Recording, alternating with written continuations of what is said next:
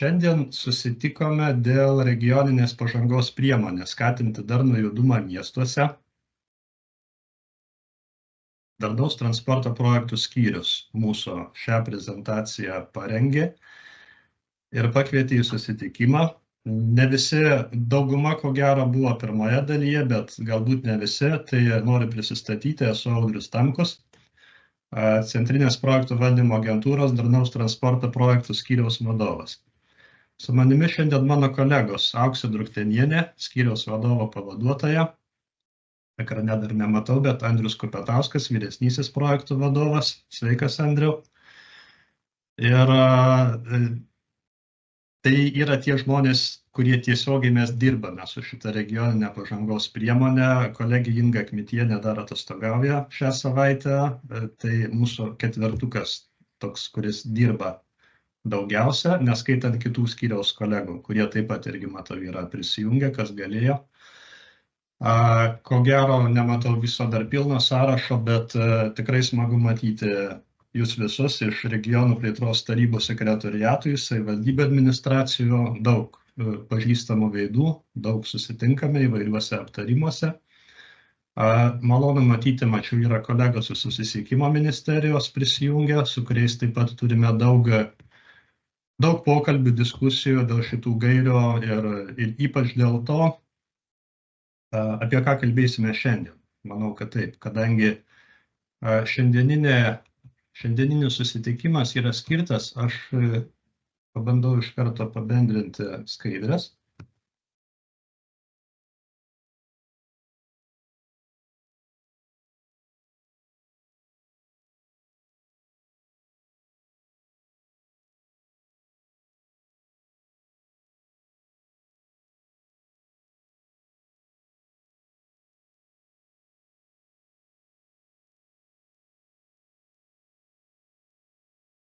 Turbūt matote ekrane.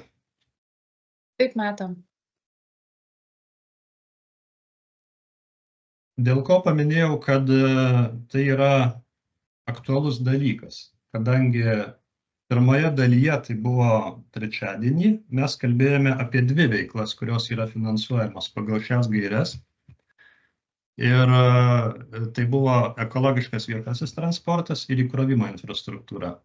Dabar šiandien norime pakalbėti apie likusias dvi veiklas, tai yra pagal gaires 3 ir 4 veikla, tai yra pėsčiųjų ir dviračių takų plėtra ir darnaus judumo priemonių diegimą. Kodėl tai aktualu?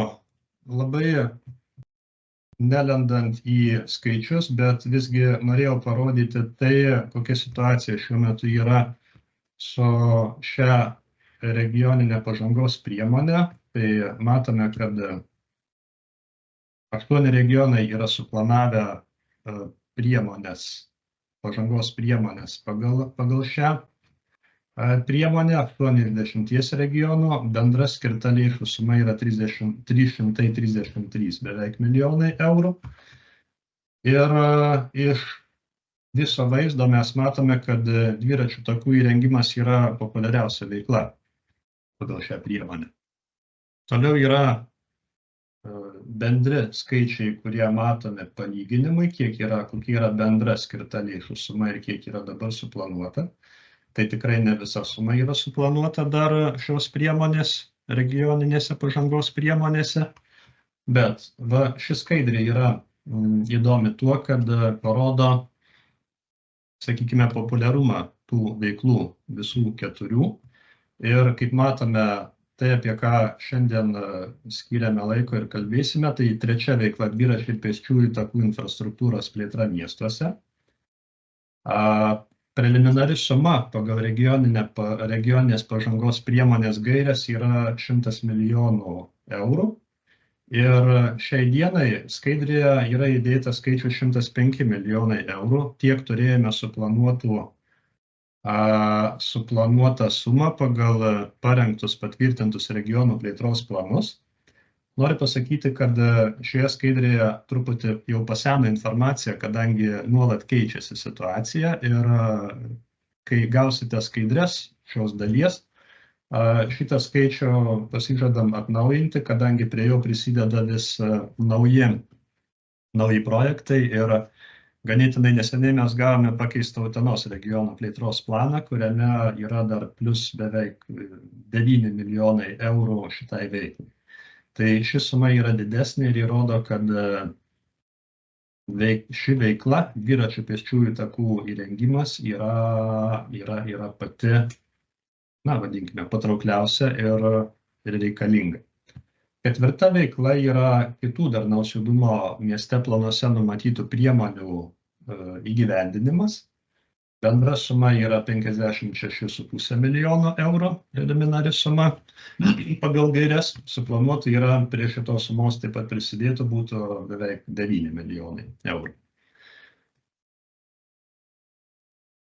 Ką norėtume aptarti šiandien? Bendrai dėl mūsų šiandieninio susitikimo būtų toks siūlymas, kad aš pristatyčiau visą informaciją, kuri yra parengtose skaidrėse. Ir tada būtų laikas klausimam, atsakymam ir diskusijai. Pagal programą preliminarią, tai esame numatę 1,5 valandos pirmąjį dalį, tai yra pereiti per skaidrės ir aptarti gairių reikalavimo sąlygas ir taip toliau. Bet manau, kad gal greičiau pereitume per pirmąją dalį ir daugiau laiko liktų diskusijoms. Mes esame gavę jūsų klausimų ir iki šio susitikimo prašėme pateikti, esame gavę.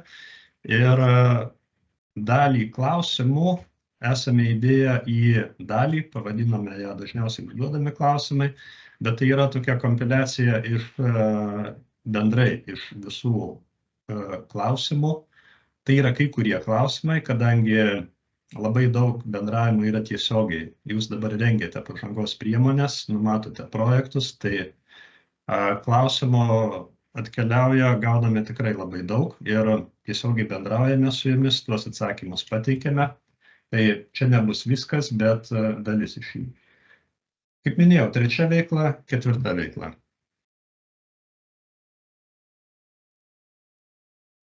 Trečioji veikla yra dviračių ir pėsčiųjų takų infrastruktūros plėtra miestuose.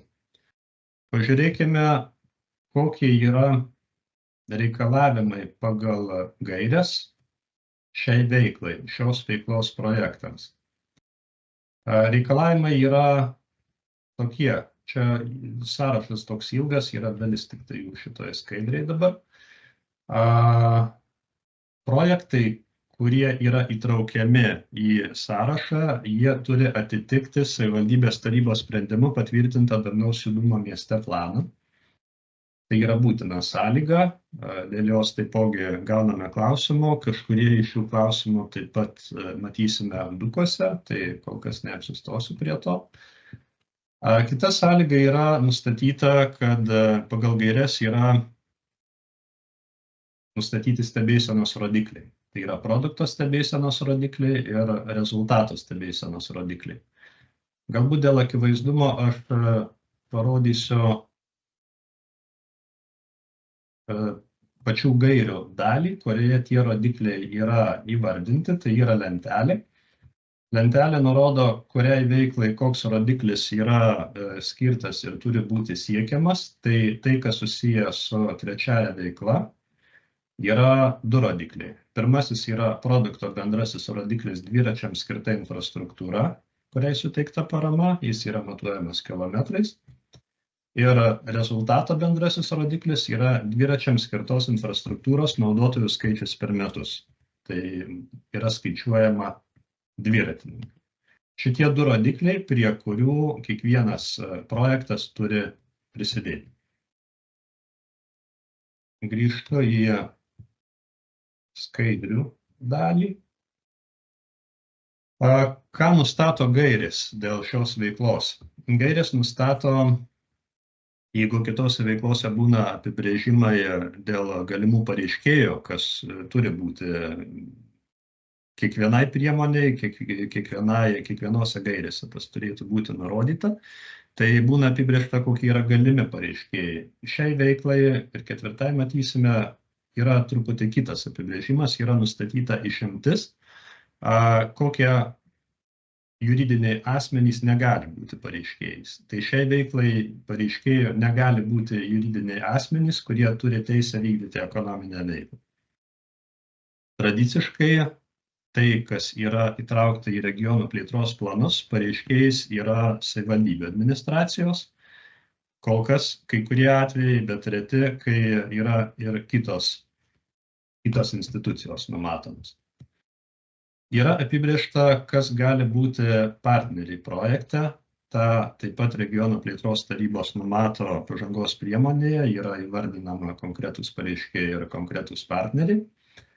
Partneriai šioje veikloje projektuose yra galimi tuomet ir reikalingi tuomet, kai projekto lėšomis yra tvarkomas partnerių turtas, kurio apskaitai yra to partnerio dispozicijoje. Ir reikalavimas tai, kad tuomet partneris turi prisidėti savo lėšomis prie numatomai įgyvendinti projektą. Pavyzdys turbūt yra gan dažnas, tai būtų AB Via Lietuva, jeigu yra tvarkoma infrastruktūra, kuri neretas atvejis, kai dalis infrastruktūros yra valdoma AB Via Lietuva. Tokiu atveju jis yra traukiamas partnerių į projektą. Kokie kiti reikalavimai? Bendras apibrėžimas, kam yra skirtas finansavimas pagal šią veiklą, tai, kad tai turi būti vykdoma tik darnaus judumo mieste plane numatytoje teritorijoje. Tai, ko nėra, kokios infrastruktūros, projektų, objektų nėra šitame plane, tie projektai negali būti finansuojami, arba jie turėtų būti, yra daromi DMP planų pakeitimai, jie yra įtraukiami į planą. Ir turi būti plėtojama tik tame plane numatyta bevariklio transporto infrastruktūra. Gali būti jos papildomi priklausiniai. Yra įvardinta sąrašas, matytai nebaigtinis, bet saugaus eismo užtikrinimo inžineriniai įrenginiai. Tiesiog pristatydamas galvoju apie pavyzdžius, kas tai galėtų būti ko gero atitvarai, kurie yra reikalingi tam, kad važiuodamas su dviračiu nenusiverstum praktiškai. Saugaus eismo organizavimo bei informavimo, tai yra ko gero vertikalus ir horizontalusis kelių ženklinimas, kuris yra reikalingas. Tai gali būti bevariklio transporto priemonių stovėjimo saugojimo aikštelės ir atitinkama įranga jose. Susisiekimo ministerija šiai priemoniai gairėse yra nustačiusi reikalavimą, kad plėtra bevariklio transporto turi turėti tam tikrą sistemą ir reikalavimas, kurį turi atitikti visi planuojami projektai, tai ta plėtra turi atitikti pagrindinės funkcinės bevariklio transporto infrastruktūros ašis. Ir tai yra tos ašys, ta infrastruktūra, kuri yra skirta susisiekimui. Reiškia, išimtis yra ne rekreacijai. Tikrai patirtis didelė savivaldybių administracijų mūsų dirbant su ankstesniu periodu, besibaigiančio ar pasibaigusio, sakykime, 14-20 metų struktūrinio fondų, tai pagal priemonę taip pat buvo finansuojama ta infrastruktūra, kuri yra skirta susisiekimui. Rekreaciniai takai taipogi yra labai puikus dalykas, labai reikalingas, bet jie ir būdavo, ir šiuo metu matyti yra numatyta finansavimas iš kitų sektorių, kitų priemonių, kur yra bendruomenės plėtrai, poreikiams ir panašiai. Ši infrastruktūra turi tenkinti reikalavimą tokį, kad tai jungia pagrindinės kasdienės funkcinės zonas. Vienoje vietoje gyvenu, kitoje vietoje važiuoju į darbą su dviračiu ar ne, tai yra iš vienos funkcinės zonos į kitą funkcinę zoną. Ir įrengimas šios infrastruktūros turi ką užtikrinti. Reiškia, takas įrengiamas, jis neturėtų būti kažkur savaime, kampe. Tai jų įrengimas turi užtikrinti vientiso, rišlaus ir saugaus infrastruktūros tinklo suformavimą. Toks apibrėžimas, jis skamba, gal ir ne visai įprastai, bet įsigilinus jo prasmė, tai yra tokia. Kas gali būti, kokia infrastruktūra gali būti įrengiama? Gairės nustato, žiūri į tolimesnę skaidrę, tai yra dvejopai. Yra apibrėžta infrastruktūra, kuri finansuojama ir kokios išlaidos yra finansuojamos. Tokio dvejopo pobūdžio yra reglamentavimas.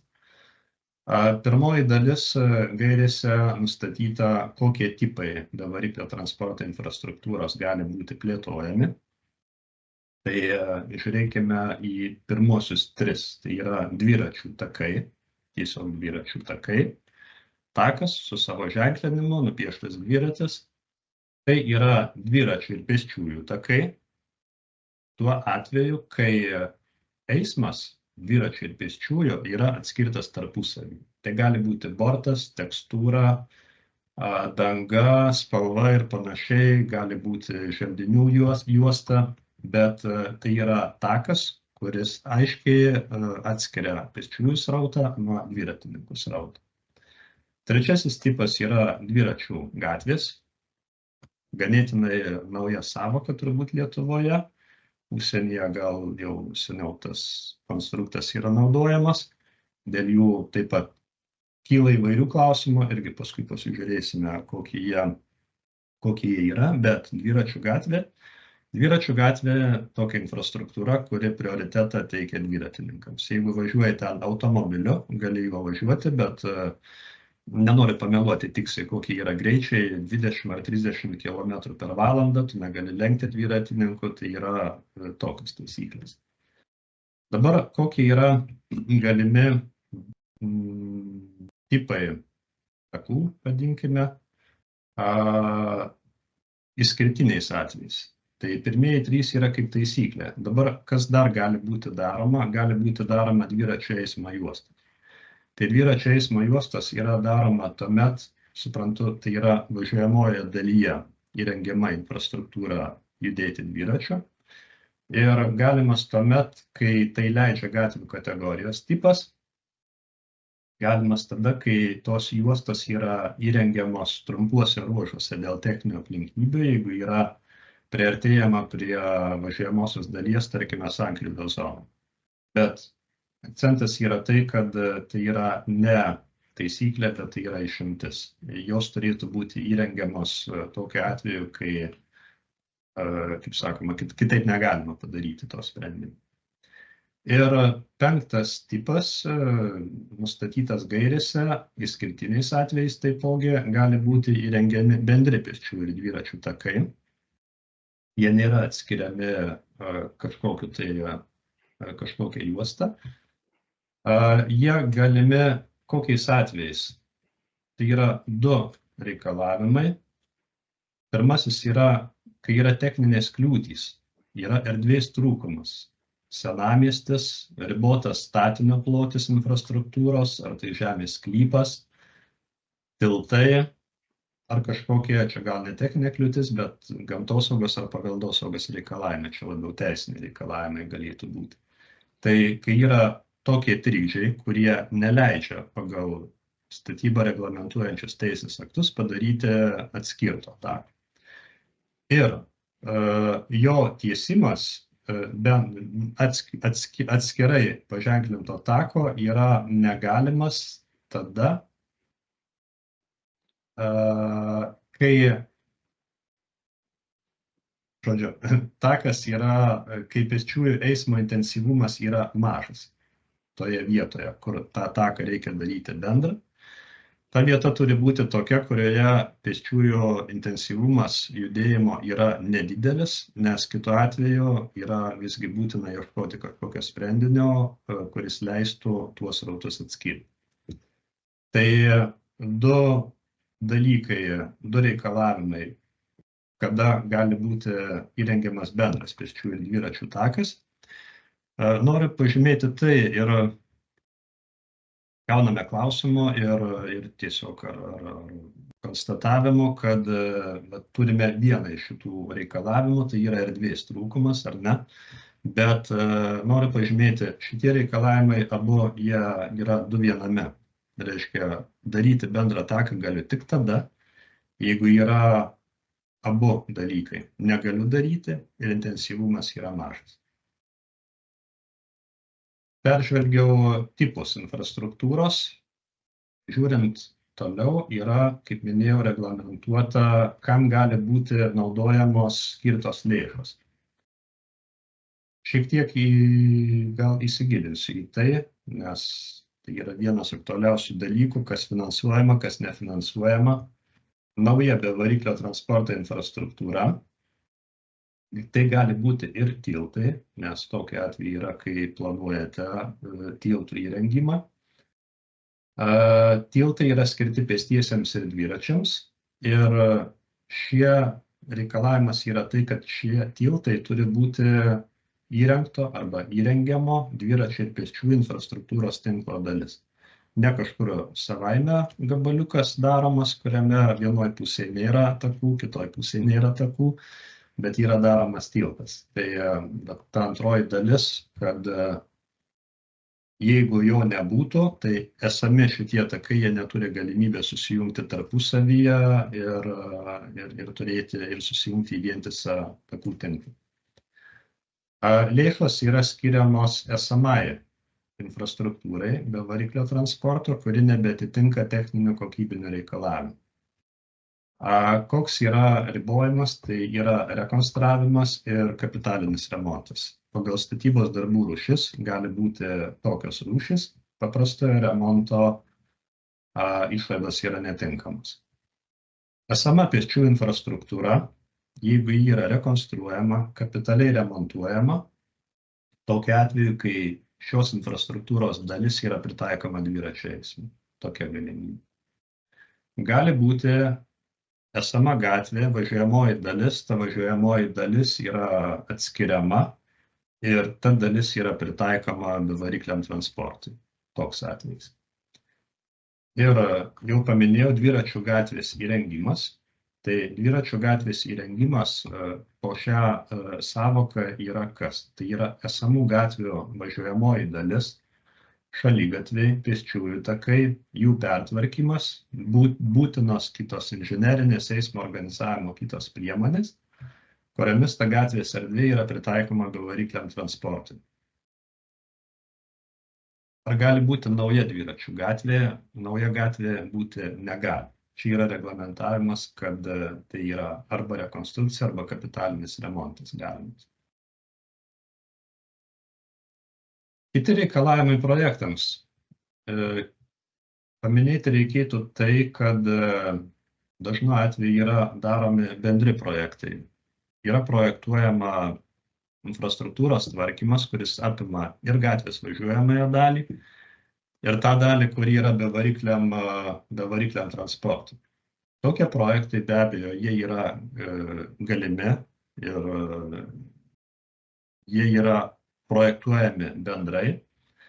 Reikalavimas yra koks, kad turint tokį bendrą projektą objektui sutvarkyti, darbams turi būti skaičiuojamoji kainos dalis, turi būti aiškiai atskirtos statybos darbų sąmatos, iš kurių galima identifikuoti, kad bevarikliam transportui lėšos yra tik tai bevariklio transporto infrastruktūrai. Reiškia, tai, kas yra susijęs su automobiliais, važiuojamąja dalimi, tai yra netinkama.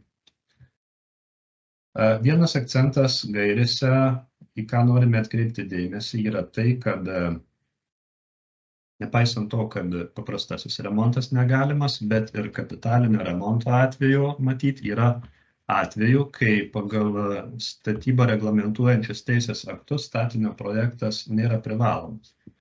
Tačiau gairių reikalavimas apibrėžia, kad jeigu jo ir nereikia pagal STR ar statybos įstatymą, tai toks projektas turi būti parengtas.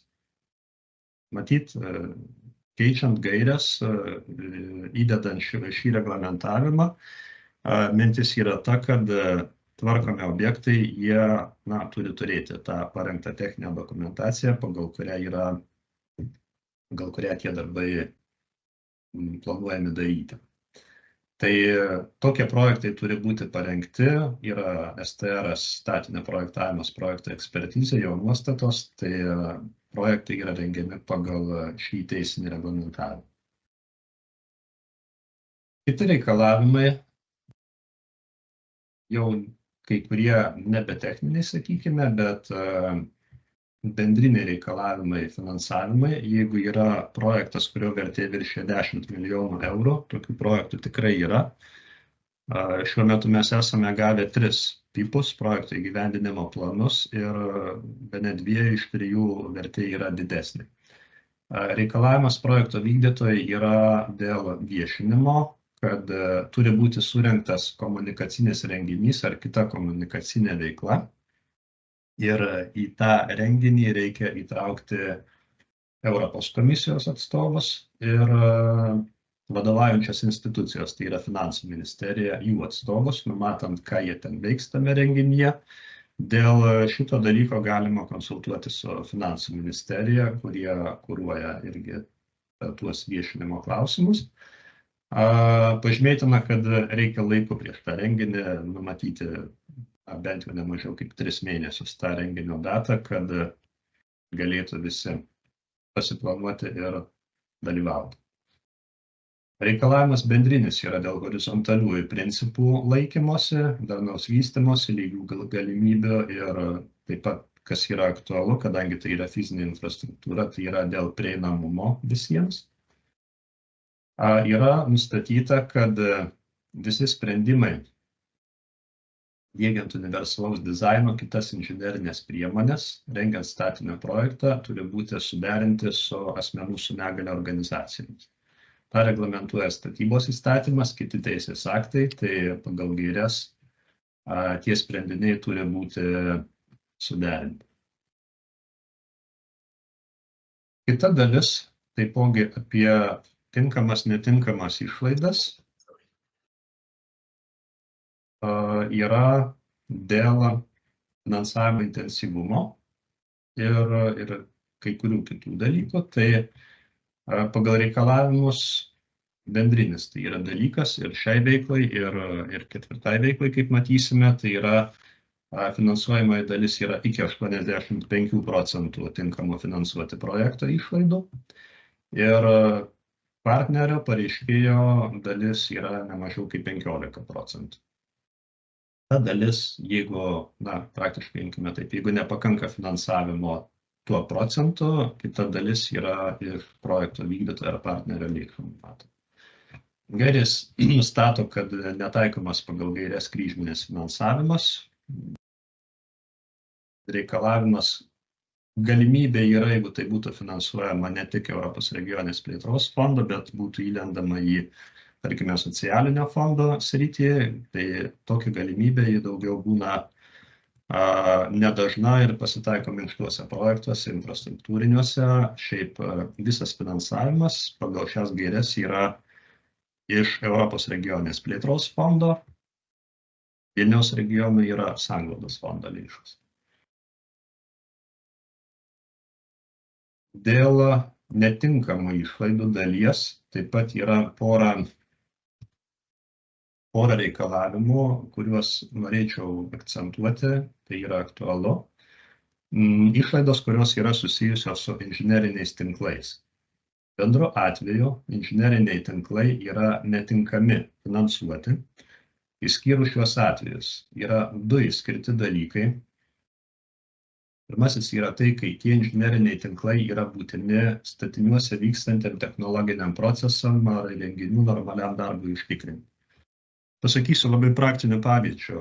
Imkime praėjusių periodo projektus, techniniuose projektuose labai daug kur būdavo tokie dalykai, kai rekonstruojant, remontuojant infrastruktūrą yra reikalinga paaukštinti dangą, tam yra reikalingi šulinių paaukštinimai, kurie yra inžinerinio tinklo dalis. Tai yra, tarkime, nuotekų, komunalinių nuotekų dalis ar ne. Tai po šią savoką patektų kaip pavyzdys tokie darbai, kurie yra inžinerinio tinklo netiesiogiai tako, bet jie yra reikalingi, kad tas takas būtų tvarkingai padarytas. Antrasis yra išskirtas atvejs, kai tinklai inžineriniai yra kelio statiniai, kurie yra sudėtinė dalis ir yra kelio juostoje arba didesnėme plote.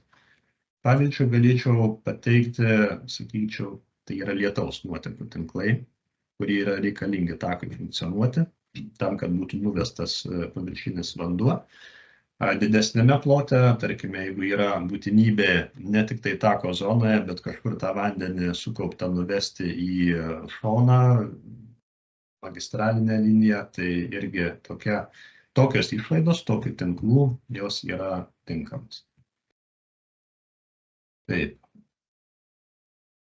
Grupė išlaidų, kurios yra netinkamas finansuoti. Labai nelendant galbūt į reglamentą, kuriame yra atominė energetika ir panašus dalykai vardinti, su jais ko gero nebūtų susiduriama, bet yra sąrašas, kurį galima rasti projektų taisyklėse, detalų sąrašą, paminėtina, tarkime, naudoto turto įsigijimas, išlaidos, kurios padidina sąnaudas nesukurdamos pridėtinės vertės, tai yra, sakykime, išlaidos tokia infrastruktūrai, kuri yra per brangi. Tai yra projekto įgyvendinimo plano, paties plano parengimo išlaidos, jos nėra tinkamos finansuoti, bet investicijų projektas, kiti dokumentai, jų parengimas yra tinkami finansuoti, gali būti įtraukti. Jeigu tai yra projekte partneris, projekto vykdytojas iš partnerių pirkti, tarkime, darbų ar paslaugų negali. Ir taip pat žinomas dalykas visais finansavimo periodais, tai dėl dvigubo finansavimo negali būti ta pati sąskaita į 2 kartus bandoma apmokėti.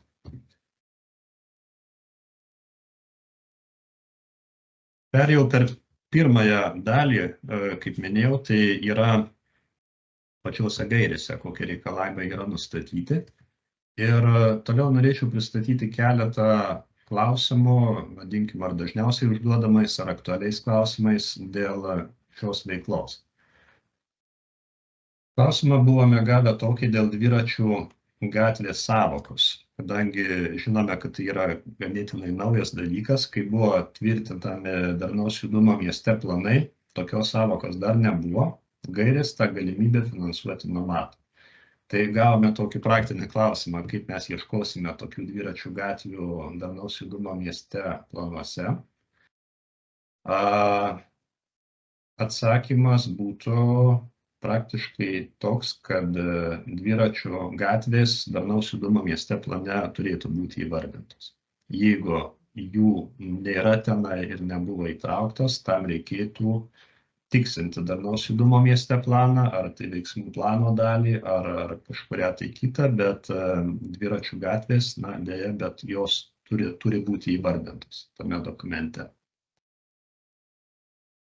Ar būtų tinkamas projektas dviračių ir pėsčiųjų tiltą per upę pastatyti naują tiltą? Tai taip, jeigu tas tiltas, jo įrengimas yra darnaus judumo mieste plane, ir grįžtant prie to, ką rodžiau ankstesnėje skaidrėje, jeigu tai yra dviračių trasos dalis, ir jis užtikrins to pėsčiųjų dviračių eismo vientisumą mieste, taip tą galima daryti, tokių projektų yra regioninėse pažangos priemonėse, yra įtraukta.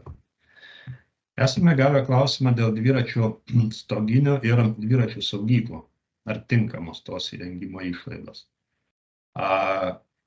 Kaip minėjau, prie sąrašo, prie papildomo priklausinių yra nurodyta, kad stovėjimo saugojimo aikštelės ir įranga juose galima finansuoti.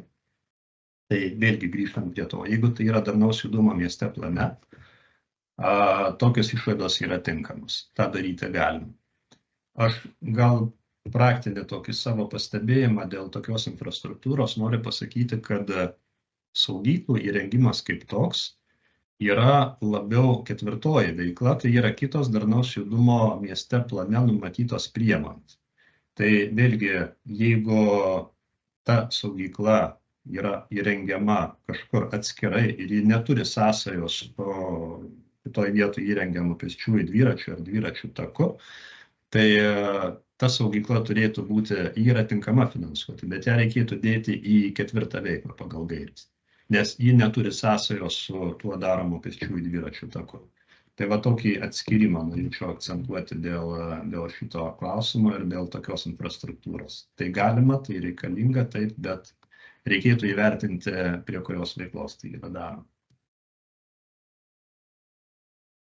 Esame gavę klausimą, ne vieną klausimą dėl to, kaip rengti investicijų projektą.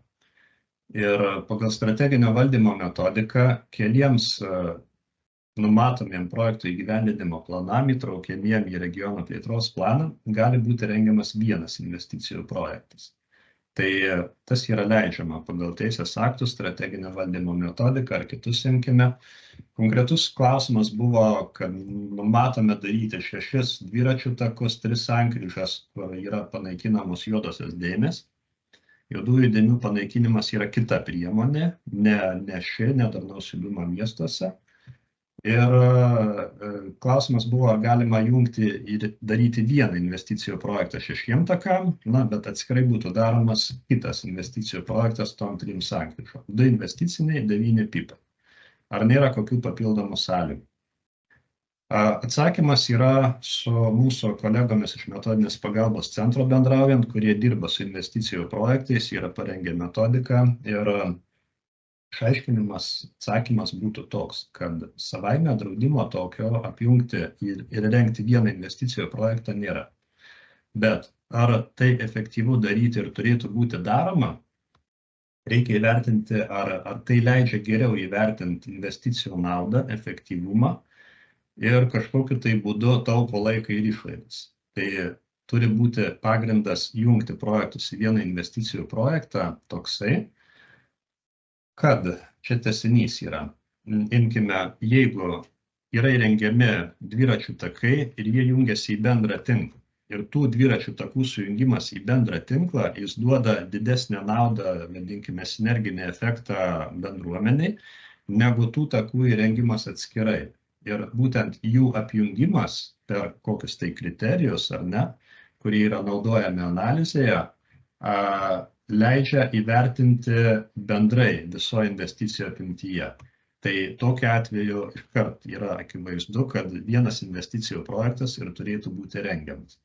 Bet jeigu tai nėra siekis, tie takai yra daromi atskiri, jie, kaip matome, tą jungumą turi turėti pagal reikalavimus gairių, taip. Bet yra atskiri objektai, atskirai daromi, jungiami ir dedami į vieną investicijų projektą, tai, sakykime taip, tą galima daryti, bet investicijų projektas turės parodyti kiekvieno to objekto skaičiavimus atskirai. Ir imkime, jeigu vienas iš, tarkime, tų 6 objektų yra neatsiperkantis ir nenaudingas, tai tas objektas neturėtų būti finansuojamas. Reiškia, negalima dirbtinai jungti 6 objektų į bendrą analizę ir sakyti, kad jie visi 6 duoda kažkokį tai pliusą, jeigu tie objektai atskirai duotų minus. Perėjau per 3. veiklą, tai yra pėsčiųjų dviračių takų įrengimą, kaip matėme, tą didesnę dalį ir pagal išlaidas, kurios yra planuojamos pagal projektų skaičių. Bet galbūt iš karto tada apžvelgsiu ir 4. veiklą pagal gaires. 4. veikla, kaip matėme, pagal skirtą finansavimą yra mažesnė dalis, bet ji yra ganėtinai įvairi. Ir jeigu žiūrime į pasibaigusią periodą, darnaus judumo priemonių diegimas, tai buvo tiek planų rengimui finansavimas, tiek ir pačių priemonių diegimui finansavimas, tai buvo labai įvairios priemonės iš tikrųjų finansuotos, kurios numatytos DMP. Gairėse yra vėliau bus skaidrėje detalizuota, kas finansuojama. Dabar grįžtant prie pačių bendrinių reikalavimų projektams, tai yra tie patys dalykai, kad turi atitikti DMP. Juridiniai asmenys, kurie vykdo ekonominę veiklą pareiškėjų, negali būti partnerio įjungimo galimybė ir būtinybė. Vėlgi nuimsiu nuo ekrano ir parodysiu rodiklį, prie kurio turi būti prisidedama. Rodiklis yra produkto, tai yra įgyvendinamos darnaus judumo priemonės ketvirtai veiklai, tai produkto rodiklis. Rezultatogi rodiklio ši veikla neturi. Vadinasi, projekte nėra numatoma ir matuojama projekto lygmeniu kažkoks atskiras rezultato rodiklis. Pradinėje versijoje tai buvo įdėta numatomas išmetamas FESD dujų kiekis, bet po pasikalbėjimo ir apsitarimo tarp institucijų šis rodiklis yra paliktas susisiekimo ministerijos žiniai ir matavimai periodo pabaigoje, nes jo išmatuoti projekto lygio tiesiogiai ir kažkaip tai tada kompiliuoti į bendrą galimybių vargiai būtų. Taip. Atsiprašau, pereisiu per visas skaidrės iki ketvirtos dalies.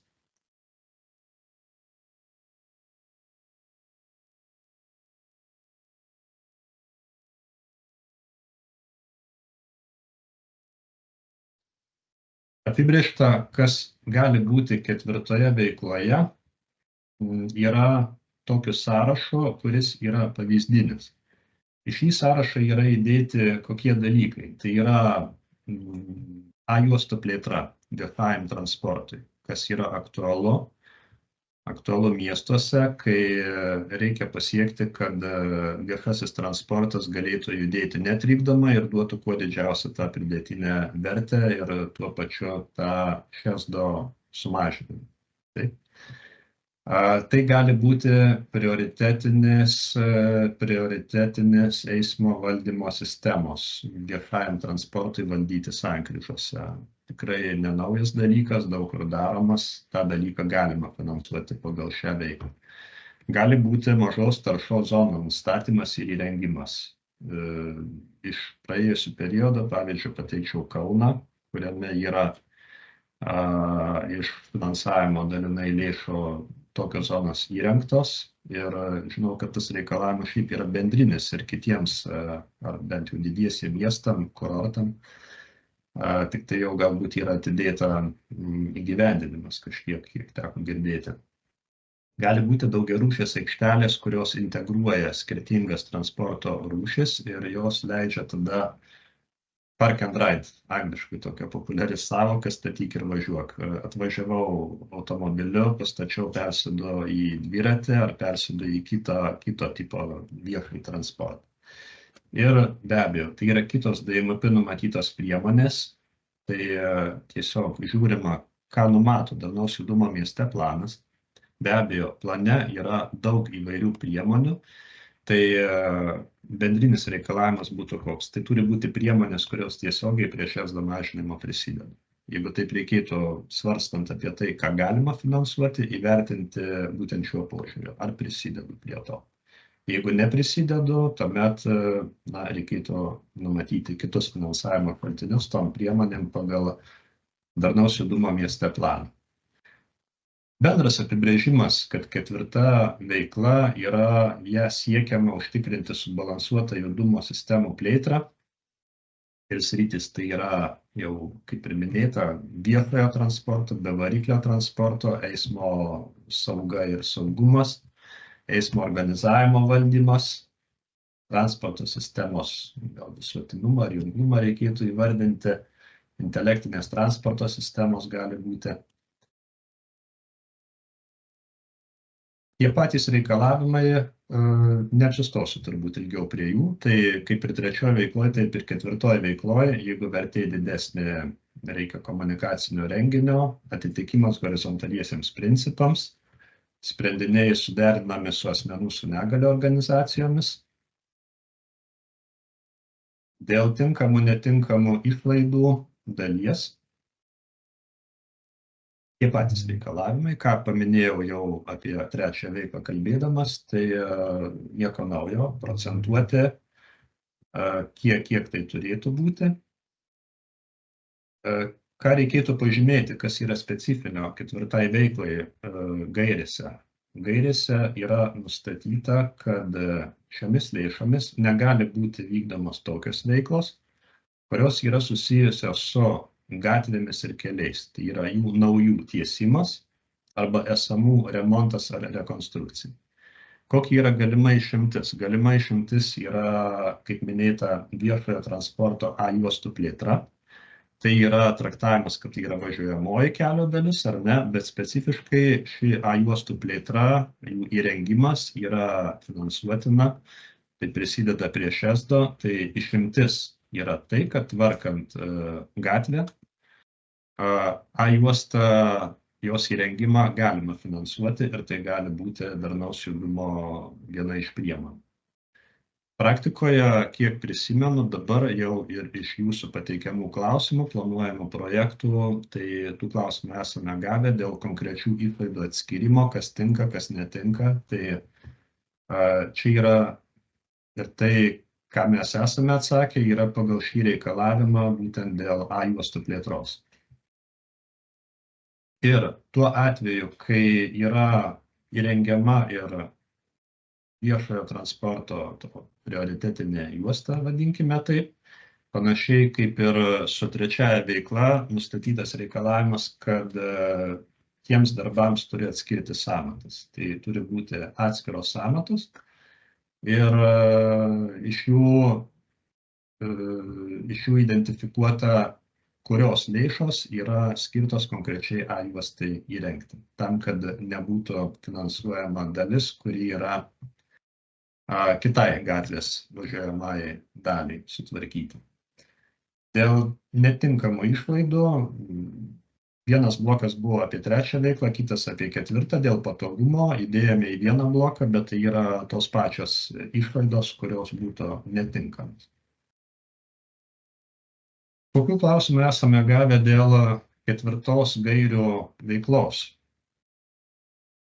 Pažiūrėkime. Matome gražų vaizdą, tai yra dviračių stoginė, dviračių saugykla. Klausimas buvo dėl to, kad planuojama įrengti tiek uždaras, tiek atviras dviračių laikymo vietas. Ir konkrečiai dėl išlaidų kompleksinio įrengimo, ar tinkama įranga, ar tinkami elektros pajungimai ir panašiai. Tai atsakymas labai paprastas. Jeigu tai yra reikalinga tai saugyklai ir dviračių laikymui naudojimui, tokios išlaidos yra tinkamos. Visa tai, kas yra tai saugyklai reikalinga, visa tai yra finansuojama. Tiek įranga, tiek ir darbai.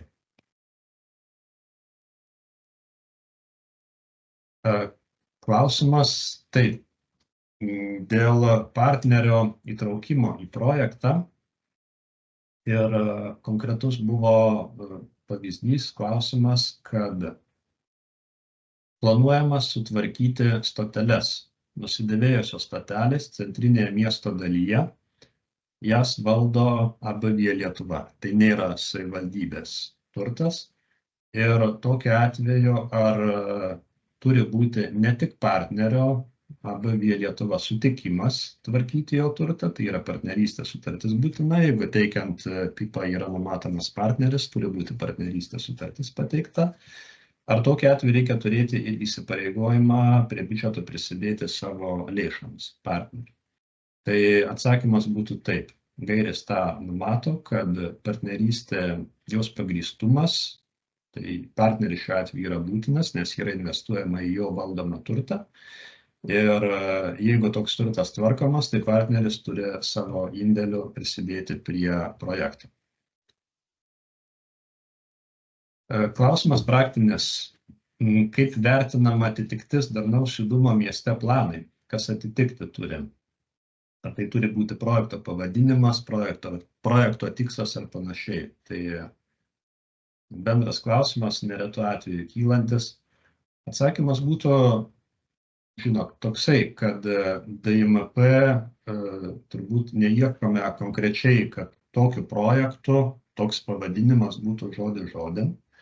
Tai vertinant atitikimą to, kas numatoma regioninėje pažangos priemonėje, kokie objektai įtraukiami, yra vertinama visa šio plano informacija. Tai yra, mes jį visą vartome, tai yra ir veiksmų planas, tai yra ir išvados, tai yra alternatyvos, sprendiniai, kurie yra aprašomoje dalyje. Tai jeigu, tarkime, nėra veiksmų plane konkrečios gatvės, ten yra apibendrinta įvardinta ar ne kažkoks bendrai gatvių tvarkymas kokioje tai miesto dalyje ar ne, tai gali jis toks ir būti veiksmų plane, bet tas objektas bet kuriuo atveju turi būti kažkurioje kitoje dalyje, aprašomoji žemėlapį ir panašiai, paminėtas. Nes tokio objekto, kurio nėra DIMP, jis nėra finansuojamas arba jį reikėtų tada koreguojant darnaus judumo mieste planą įdėti. Tai tiesiog plano rengėjai, jie numato, kas yra būtina pagal tą planą ir kažko kito neturėtų būti. Jeigu planas koreguojamas, yra per naują įvertinama, ar tai yra aktualu. Klausimas dėl tinkamų išlaidų, dėl naujų gatvių, kelių tiesimo ar esamų siekiant įrengti A-juostas. Tai tokie esame gavę, bet labai tiesiogiai, kaip ir minėjau, tinkamos išlaidos yra tik tokios, kurios yra susijusios su A-juostos įrengimu. Jeigu tai yra bendri projektai, turi būti atskirti sprendiniai ir sąmatos, identifikuojant tą dalį, kuri tenka A-juostos įrengimui. Tai yra klausimas dėl papildomo viešinimo renginio, komunikacinio renginio. Klausimas buvo dvejopas, ar tai yra su PVM ar be PVM. Tai jeigu veiklų PVM yra tinkamas, tai projekto vertė su PVM ir viešinimo išlaidos yra traukiamos su PVM. Manau, kad taisyklė ta, kai pareiškėjai yra savivaldybė administracijos, teikia projekto įgyvendinimo planą, tai PVM yra finansuojamas. Vadinasi, komunikacinį renginį traukdami nusimatote ir to renginio išlaidas įtraukiant PVM. Ar yra papildomos viešinimo procedūros kažkokios, tai paminėjau tai, kad kokiu formatu tie susitikimai, jie gali būti gyvi, jie gali būti nuotoliniai. Iš anksto pakviesti Europos komisijos finansų ministerijos atstovai.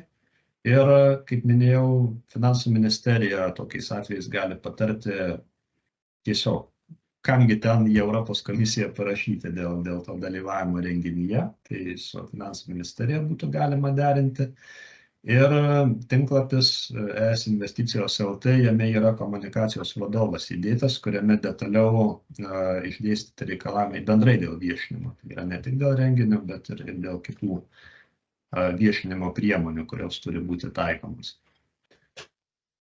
Perėjau per ir trečią ir ketvirtą veiklas dėl pačių išlaidų, dėl objektų. Dabar ta dalis, šiandien mes neėjome į konkrečiai projekto įgyvendinimo plano pildymą, tai yra specifika, kuriai reikėtų atskirą turbūt seminarą ar mokymus dedikuoti. Ir rengiant projekto įgyvendinimo planus, jeigu yra poreikis, kaip ten ką daryti duomenų mainų svetainėje, ko gero labiau mes tiesiogiai bendraujame ir patarame, kaip tą reikėtų daryti, bet norėtume akcentuoti dalį dėl dokumentų, kurie yra reikalingi. Tai šioje dalyje tie dokumentai, kurie bus įvardinti, jie yra taikomi tiek trečiai veiklai, tiek ir ketvirtai veiklai. Kas yra pateikiama su PIP-u, projekto įgyvendinimo planu, santrumpą tokia. Jeigu vertė projekto be PVM viršė 1 milijoną eurų, yra rengiamas investicijų projektas su skaičiuokle, yra dokumentas, kuriuo patvirtinamas pareiškėjo nuosavų lėšų prisidėjimas, turi būti pateikiamas, kad įvertintume tą galimybę, ar pareiškėjas užtikrina tinkamą finansavimą projektui. Yra grupė dokumentai, ne grupė, bet dokumentai nuosavybę pagrindžiantys. Tai su PIPO turi būti pateikiama įrodymas, kad aš kaip projekto vykdytojas turiu daiktinę teisę į statinį, jeigu tvarkomas, ir į žemę, kurioje yra numatoma vykdyti projekto veiklą. Praktikoje iš gautų projekto įgyvendinimo planų ir vertinimų turime atvejų, kai tokių dokumentų nematome, tai tokiu atveju kreipiamės, tada prašydami pateikti, papildyti projekto įgyvendinimo planą informaciją. Kokie dokumentai turi pagrįsti projekto išlaidas? Kadangi tai yra infrastruktūriniai dalykai, tai yra be abejo, gali būti statinio projektas. Statinio projekte tradiciškai yra skaičiuojamosios kainos nustatymo dalis. Tai yra akivaizdus tiesioginis dalykas, kuriuo yra išlaidos pagrindžiamas. Jeigu statinio projekto nėra, tai bet kuriuo atveju turi būti darbų sąmata sudaryta ir pareiškėjo patvirtinta, įvardinta kaip preliminari sąmata, be abejo, faktinė sąmata atsiranda tuomet, kai yra rengiamas projektas, o matėme jis bus reikalingas. Ir aišku, jau galutinė suma yra aiški tada, kai yra vykdomas pirkimas darbams. Gali būti grindžiama analogiškom įvykdytų pirkimų sutartimis. Sakyčiau, tai yra tam atveju, kai yra grindžiama įrangos kaina, kokia planuojama objekte. Tai turėtų būti nesenesnis kaip 2 metų, nes keičiantis sąlygom ir 2 metai yra ganėtinai ilgokas laikotarpis, per kurį kainos ir indeksas jisai nuolat didėja. Gali būti komerciniai pasiūlymai, tai tradicinis dokumentas dėl įrangos kainai pagrįsti, tai yra bent dviejų ar vieno tiekėjo. Reiškia, reikalavimo nėra, kad būtinai 3 tiekėjų, tai turėtų būti pasiūlymai, gali būti ir vieno. Ne visuomet nėra taip paprasta gauti, bet šiaip įranga yra, jeigu imkime kažkokią saugyklą, laikiklį, atitvarą ir panašiai, tai natūralu, kad tai yra standartinė įranga, kurios nereikia labai daug ieškoti, tai tiesiog įvertinkite, kad daugiau pasiūlymų leidžia objektyviau įsivertinti tą kainą ir nusistatyti biudžetą. Gali būti taip pat atvejai, kai nuorodos į rinkoje esančias kainas yra CVP ISO sistema ir panašiai. Bendri yra dokumentai dėl nurodyti administravimo finansavimo taisyklių 1 priede. Tai yra atitikimas horizontaliesiam principam pateikiamas informacija apie tai. Ir toliau nematau kažkokių tai dokumentų papildomų.